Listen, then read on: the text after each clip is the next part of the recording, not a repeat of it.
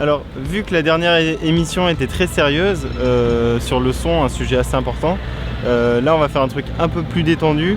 En plus c'est l'été, il fait super beau et on est en vacances, donc on va faire une émission sur les timelapses. C'est parti.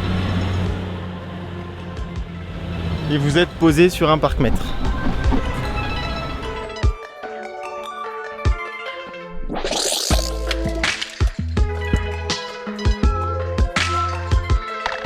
Alors le timelapse en ce moment c'est pas mal à la mode sur pas mal de séries, on retrouve ça, en fait ça permet par exemple de faire une transition entre deux séquences, de faire passer le temps. En fait c'est quelque chose de vachement joli même en générique, par exemple dans la série Sherlock. En fait un timelapse c'est juste un film en accéléré, mais nous ce qu'on va voir c'est comment prendre des photos pour ensuite en faire un timelapse. Alors pourquoi prendre des photos? En fait il y a deux avantages à ça, c'est d'une part parce qu'on aura une meilleure qualité d'image, parce que souvent les photos sont de meilleure qualité puisqu'on a plus une meilleure résolution. Et ensuite, un deuxième avantage, c'est que ça prend moins de place. Accélérer 2 fois, ça revient à prendre une image sur 2 dans la vidéo. Donc autant prendre directement seulement les images qui vont nous servir. Par exemple, si on prend une photo par seconde, c'est comme si on accélérait le film 24 fois, puisque normalement il y a 24 images par seconde. Alors quand on fait un timelapse, déjà il faut régler l'exposition classique d'une photo avec l'ouverture, la vitesse et l'ISO. Sauf qu'il faut faire attention à la vitesse puisque comme on aura un film au final, il faut faire attention au flou de mouvement. Et donc pour respecter ce flou de mouvement, il faut que l'exposition soit d'environ la moitié du temps entre deux images. Et c'est pas grave si vos photos sont floues parce qu'une fois le film fait, on aura l'impression que c'est du flou de mouvement comme on peut en trouver dans les films classiques. Deuxième chose à définir, c'est l'intervalle de temps entre vos photos. Ça va dépendre de ce que vous allez filmer. Par exemple quelque chose, un lever de soleil. Vu que c'est long, il va vous falloir un intervalle de temps assez long. Parce que si vous mettez un intervalle de temps trop court, vous aurez trop de photos en fait. Mais dans le doute, mettez un intervalle de temps plutôt court, parce que trop de photos c'est pas très grave, pas assez de photos c'est plus grave. Alors une fois que vous avez toutes vos images, pour en faire un timelapse, il faut aller dans un logiciel de montage et mettre toutes vos images à la suite et faire en sorte que chaque image ait la durée d'une image du film. Et c'est aussi quelque chose que vous pouvez faire directement avec After Effects en sélectionnant séquence d'images quand vous importez vos images.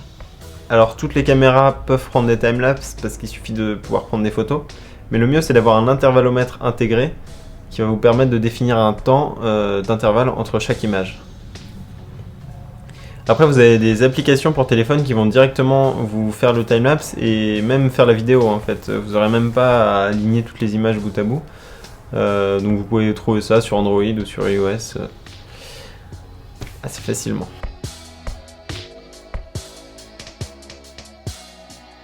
Quelque chose qui est assez difficile à gérer dans le timelapse, c'est l'exposition.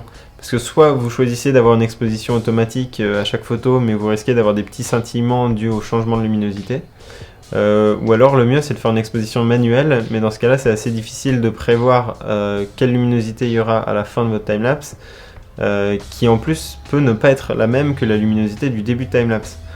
Donc ce que je vous conseille de faire c'est de faire une moyenne en fait, d'exposer à peu près de façon à ce que tout le timelapse soit plus ou moins bien éclairé.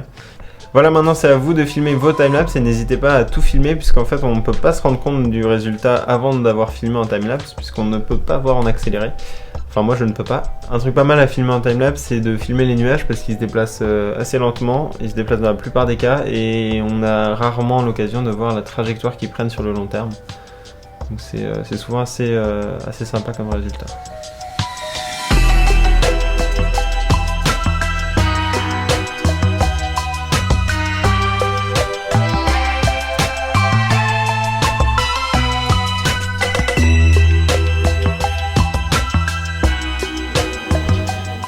Alors un truc qui va être bien avec les timelapses, c'est que vous allez pouvoir récupérer plus de lumière, par exemple quand il fait nuit comme ça, puisqu'une photo, vous pouvez, en jouant sur la vitesse d'exposition, récupérer beaucoup plus de lumière. Par exemple en laissant 1 seconde en vitesse d'exposition, vous allez récupérer beaucoup de lumière que vous n'auriez pas pu récupérer avec une vidéo, puisqu'en fait dans une vidéo il faut prendre un minimum de 25 images par seconde, ou 24, peu importe. Et donc cette lumière on peut la récupérer en faisant des timelapses, puisque comme c'est sur une durée beaucoup plus longue, on peut avoir plus de lumière qui rentre dans l'objectif.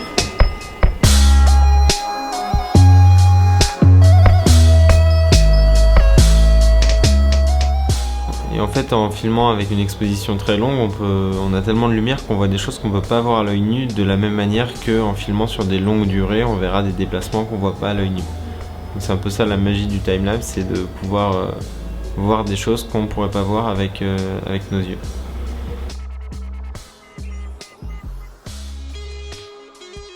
Au contraire, cette exposition longue, elle peut être gênante quand il y a trop de lumière, puisqu'en fait, pour avoir une exposition fluide, on doit exposer un certain temps par rapport à l'intervalle entre chaque photo. Si vous prenez un intervalle de temps de 3 secondes entre deux photos, le mieux pour avoir un mouvement fluide, c'est d'exposer par exemple 1 seconde. Sauf que quand il y a beaucoup de lumière, on ne peut pas se permettre d'exposer pendant 1 seconde. Donc le mieux dans ces cas-là, c'est d'avoir un filtre ND qui va diminuer la quantité de lumière qui va dans l'objectif.